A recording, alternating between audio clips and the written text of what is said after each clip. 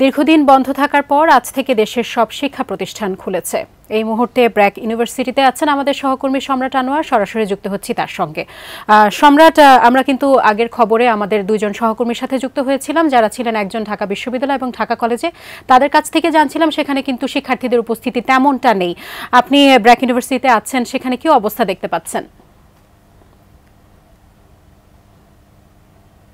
সাজিয়া, আমার পূর্বের সহকর্মী যারা জানাচ্ছিলেন যে ঢাকা বিশ্ববিদ্যালয় এবং ঢাকা কলেজের যে চিত্র, আমরাও এই বেসরকারি বিশ্ববিদ্যালয় ব্র্যাক বিশ্ববিদ্যালয়ে আমরা এখন আছি। এখানেও খুব একটা যে পরিবর্তন আছে তেমনটি নয়।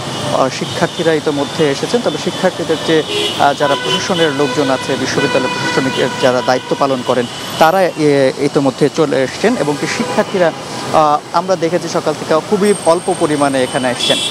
তো ভেতরে আমরা আনুষ্ঠানিকভাবে এখনও কারোর সাথে ওইভাবে কথা বলতে পারেন, তবে গেটে যারা দায়িত্বে আছেন তারাও জানিয়েছেন যে শিক্ষার্থীদের সংখ্যা সকাল থেকে তুলনামূলক অনেক কম আছে এবং বিশ্ববিদ্যালয় প্রশাসনও চেষ্টা করছে যে অন্তত এখন যে ক্লাসের ফেরানোর যে ব্যাপারটা সেটা যাতে চালু করা যায় এবং প্রশাসনিক যে কার্যক্রম তারা সেটি যাতে শুরু করতে পারেন।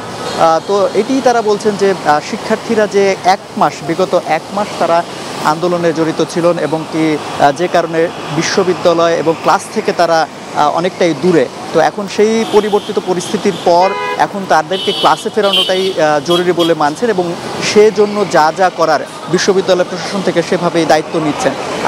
আপনি জানেন যে এই যে জায়গাটিতে দাঁড়িয়ে আছে ঠিক এটার পাশেই আরেকটি বিশ্ববিদ্যালয় আছে, বেসরকারি বিশ্ববিদ্যালয় ইস্ট ওয়েস্ট ইউনিভার্সিটি।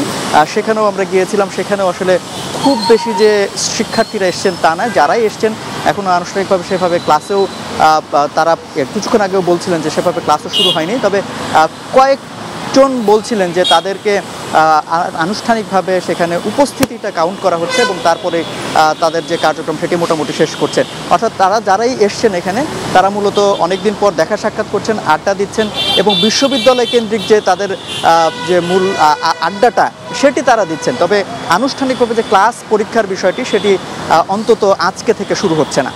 সাজিয়া।